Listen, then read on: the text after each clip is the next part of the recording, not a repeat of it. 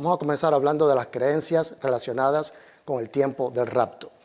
Existen 5 diferentes creencias concernientes al tiempo del rapto. Está la pretribulación, quiere decir que todos los cristianos son arrebatados antes de los 7 años de la tribulación. Y esa es nuestra creencia. Existe el rapto parcial, los vencedores son arrebatados y los carnales se quedan. Otra teoría es la medtribulación. Todos los cristianos son arrebatados en el medio de los 7 años. Otra teoría es antes de la ira. Quiere decir que todos los cristianos son arrebatados aproximadamente entre 4 y 5 años de la tribulación. Y está la post-tribulación, que dicen que todos los cristianos son arrebatados al final de los 7 años. De nuevo, nuestra creencia es la pretribulación, que dice que todos los cristianos son arrebatados antes de los 7 años de la tribulación. Existen todas estas creencias, pero 4 de las 5 no pueden estar correctas. Así que hoy vamos a examinar la teoría de la pretribulación, que nos dice que Jesús regresará por su iglesia antes de la tribulación. Ya sé, de nuevo, esa es nuestra creencia. Vamos a desarrollar la primera sección, que es ¿cuál es el tiempo de la tribulación? Periodo de la tribulación. Vamos a hablar de referencias bíblicas. Origina proféticamente en el libro de Daniel, específicamente Daniel 9:27. Esto es una profecía en referencia a las 7 semanas. También es llamado tiempo de angustia, cual nunca fue desde que hubo gente hasta entonces. Daniel 12:1. Esto se refiere a la última semana de la historia humana, llamada también la gran tribulación en Mateo 24:21 y Apocalipsis 7:14. Los últimos 7 años del gobierno humano, llamado las 7 semanas de Daniel. Eso está en Daniel 9:24. Es una profecía de 490 años de eventos para Israel. El último periodo es de una semana o 7 años. Dice la Biblia en Daniel 9:27, y por otra semana confirmará el pacto con muchos. A la mitad de la semana hará cesar el sacrificio y la ofrenda. Después, con la muchedumbre de abominaciones, vendrá el desolador, hasta que venga la consumación, y lo que está determinado se derrame sobre el desolador. Daniel 9:27 en la versión amplificada dice así: y entrará en un pacto vinculante e irrevocable con muchos por una semana, 7 años. Pero a la mitad de la semana dejará de ofrecer sacrificio y ofrenda de grano por 3 años y medio restantes. Y en él, ala de las abominaciones, vendrá el desolador hasta que la destrucción completa, la que está decretada, sea derramada sobre el que causa el horror. De nuevo, eso está en Daniel 9:27.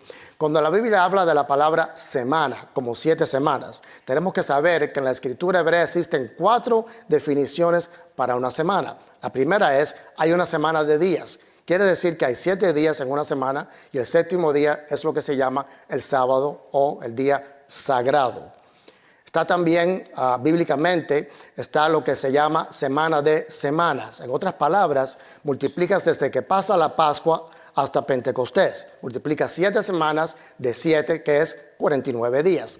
También está lo que se llama semana de años. Levíticos 25:4. En este caso, son 7 años y cada 7 años la tierra debe descansar, como un pequeño jubileo cada 7 años. También está la semana de años, que es donde multiplicas 7 años por 7 y tienes 49 años. En este caso, cada 50 años había un jubileo. Y eso lo podemos ver en Levíticos 25, del 8 al 10. Ahora, para resumir, está la semana de días y el 7º día es el día sagrado. Semana de semanas, que tiene 49 días y día 50 es Pentecostés. Semana de años, cada 7 años es sagrado. Semana de años, que son 49 años y el año 50 es jubileo. Ahora, regresando a Daniel 9:27. Aquí dice que él confirmará el pacto con muchos por una semana. ¿Cómo sabemos que son 7 años? Porque la palabra hebrea ahí es Shebuah. Esto es muy importante saberlo. La Biblia dice que una semana es un periodo de 7 años y esto indica que viene en el futuro un periodo de 7 años de tribulación al final del tiempo.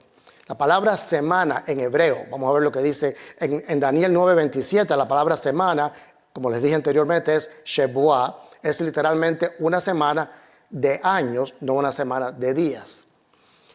A mediados de los 7 años, Él hace cesar los sacrificios y la ofrenda. En el mes número 42, o vamos a decir 1260 días, o el tiempo, tiempos y dividiendo tiempos, términos usados en Apocalipsis y en Daniel. A mediados de los 7 años, el tratado de 7 años es roto por el anticristo. ¿Qué sucede? Que el anticristo aparece, promete paz y a la mitad de los 7 años rompe el tratado. Lo importante aquí es saber que vienen 7 años de tribulación y la pregunta es, ¿Jesús viene al principio, en el medio de los 7 años o al final de los 7 años? Vemos el orden de eventos que Jesús dio en Mateo 24 y entonces vamos a ver el orden escrito por Juan en Apocalipsis. El orden es revelado en Mateo 24. El evangelio es predicado, entonces viene el fin, dice Mateo 24, 14. 24:15 habla de la abominación que es preparada en Jerusalén. La gran tribulación cae sobre Israel, 24:21. Falsos profetas hacen grandes milagros para engañar a la gente. Eso está en 24:24. Ya los escogidos están siendo engañados, eso lo sabemos. Le prosigue la actividad cósmica hacia el final de la tribulación, eso está en Mateo 24:29. Los poderes del cielo serán conmovidos, 24 del 29 al 30. La señal del Hijo del Hombre es lo que prosigue. Cristo Jesús regresa. Mateo 24, 30. Ahora vemos cómo también está este orden en Apocalipsis.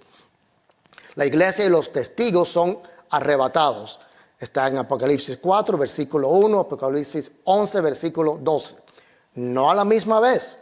Primero la iglesia y a los 3 años y medio los testigos.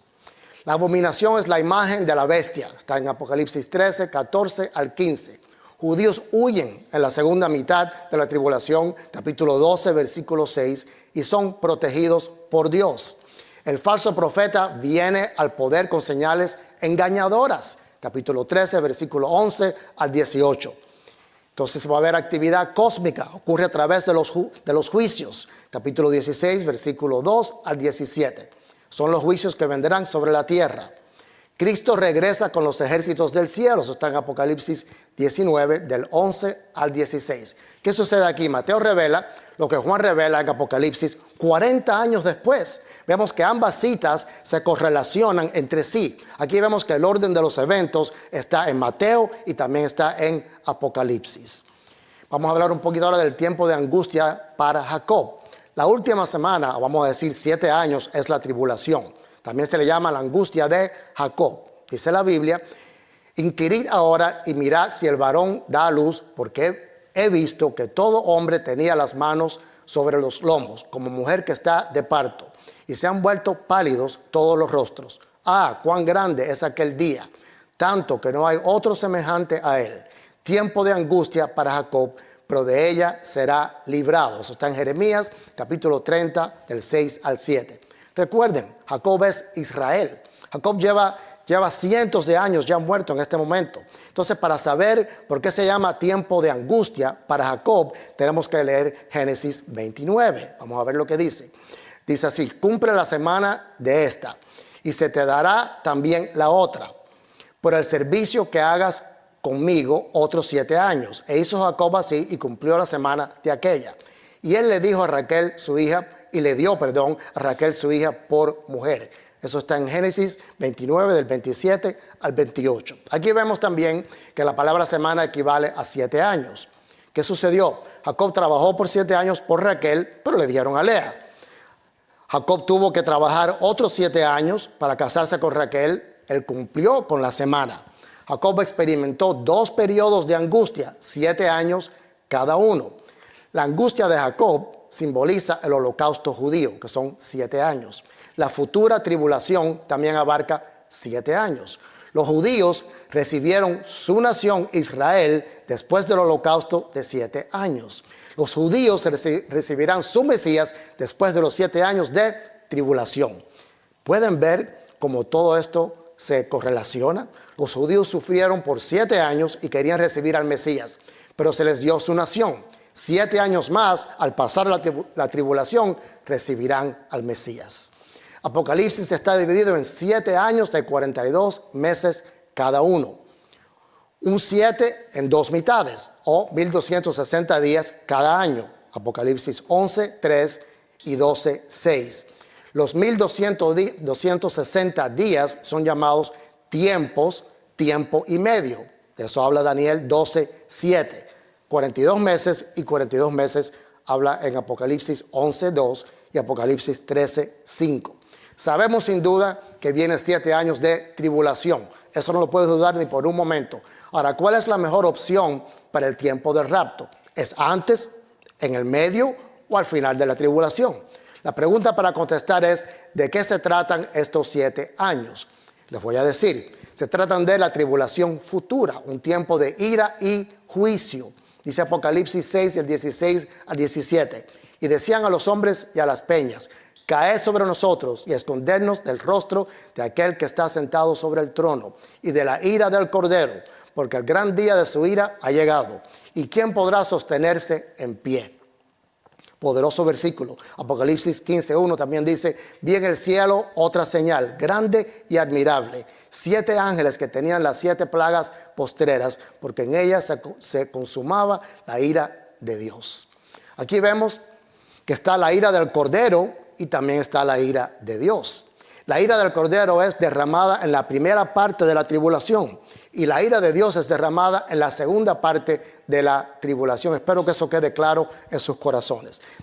Debemos comprender que los profetas de la Biblia vieron el día final de la ira de Dios y hablaron cosas muy importantes. Hablaron del día de la venganza que está en Isaías 35:4, Isaías 61:2. También se puede ver en 2 de Tesalonicenses 1:8.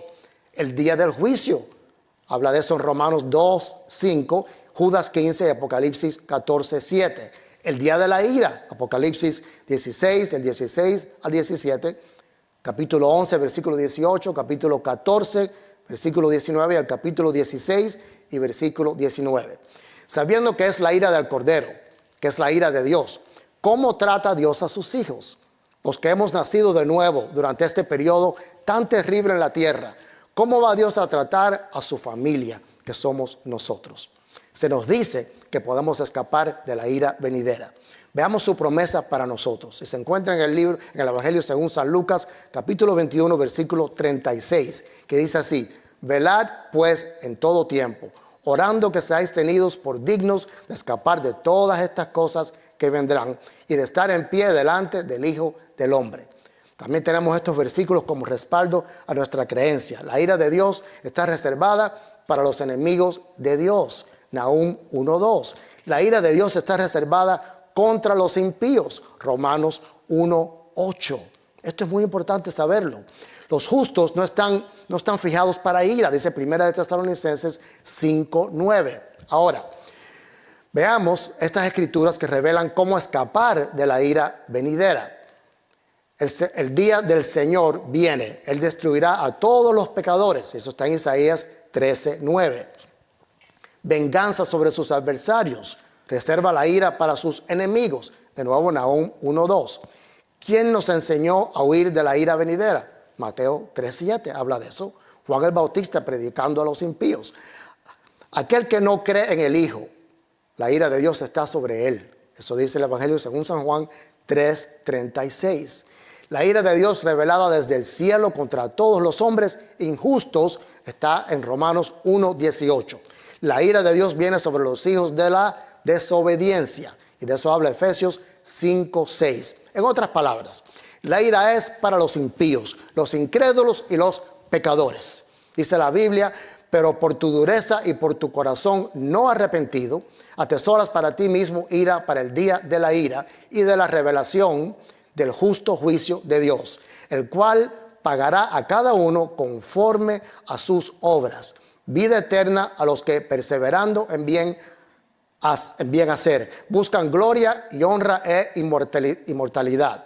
Pero ira y enojo a los que son contenciosos y no obedecen a la verdad, sino que obedecen a la injusticia. Tribulación y angustia sobre todo ser humano que hace lo malo, el judío primeramente y también el griego. Pero gloria y honra y paz a todo el que hace lo bueno, al judío primeramente y también al griego. De nuevo, eso está en Romanos 2, del 5 al 10. Entonces, basado en este versículo, la ira de Dios no es para sus hijos. Esto no se puede ni ni considerar, ni dudar por un segundo. El Nuevo Testamento promete liberación de la ira. Dice, velad, pues en todo tiempo, orando que seáis tenidos por dignos de escapar de todas estas cosas que vendrán y de estar en pie delante del Hijo del Hombre. Eso está en Lucas 21:36. Esto será en el Bema, el tribunal de Cristo. Apocalipsis 11 habla de esto. Dice así la Biblia en 1 de Tesalonicenses 1:10. Y esperar de los cielos a su Hijo, al cual resucitó de los muertos, a Jesús, que nos libra de la ira venidera.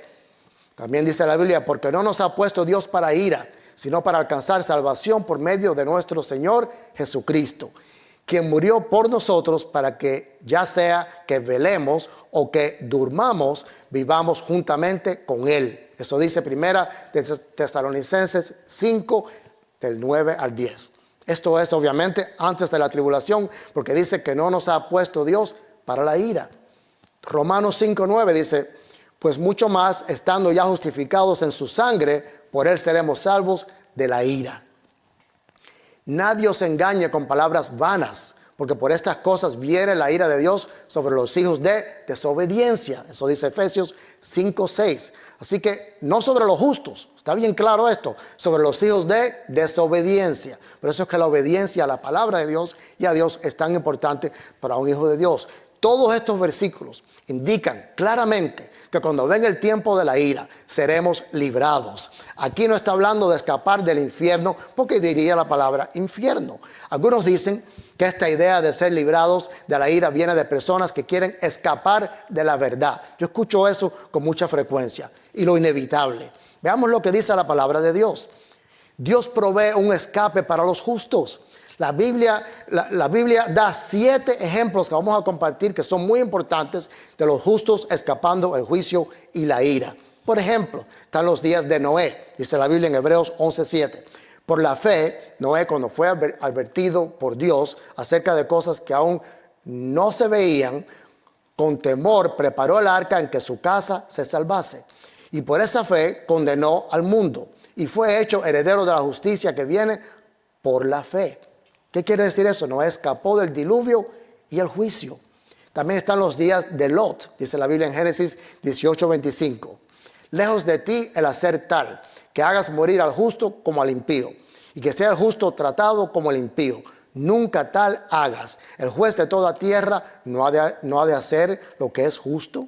Entonces Abraham le dice aquí a Dios, hay justos en este lugar que no deben morir con los impíos. Y Dios le dice, si encuentro 10 justos, no los voy a destruir. Dios no pudo encontrar 10 justos. ¿Y qué pasó? Lo destruyó todo. ¿Qué hizo Dios para Lot? Su esposa y sus 2 hijas.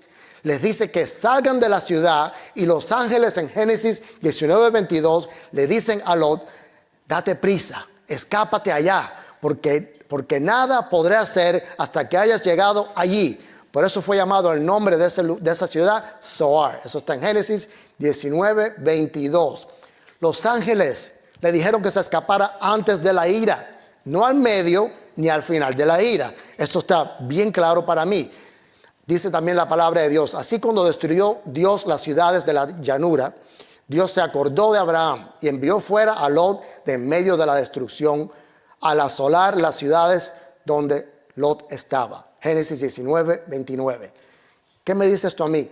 Que Dios recordó a Abraham y recordó la conversación librando a Lot y a toda su familia.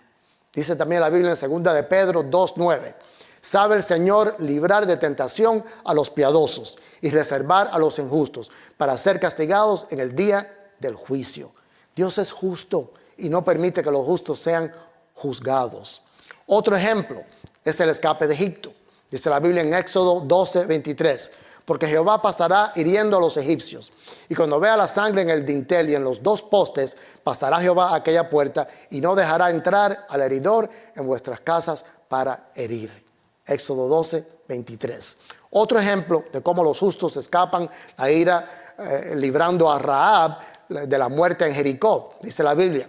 Por la fe Rahab, la ramera, no pereció juntamente con los desobedientes, habiendo recibido a los espías en paz. Eso está en Hebreos 11:31. ¿Qué sucedió aquí? Cuando ella se convirtió en creyente, Dios le prometió protección. Cayó la pared, su casa estaba en la pared, pero nadie en su casa murió. Esta es la separación de los justos y los impíos. La destrucción de Jerusalén, un remanente escapa. Entonces los que estén en Judea huyan a los montes, y los que en medio de ella váyanse, y los que estén en los campos no entren en ella. Eso lo podemos ver en Lucas 21:21. ¿Qué está diciendo aquí Jesús? Viene la destrucción. Cuando vean que la ciudad está rodeada, es tiempo de salir. Es tiempo de salir y le está permitiendo a los justos escapar. Claramente, Dios da a los justos una forma de escapar de la ira de Dios. Los que estén en Jordania también, este es otro ejemplo excelente. Los que estén en Jordania durante la tribulación también van a escapar. Miren lo que dice la Biblia en Daniel 11:41.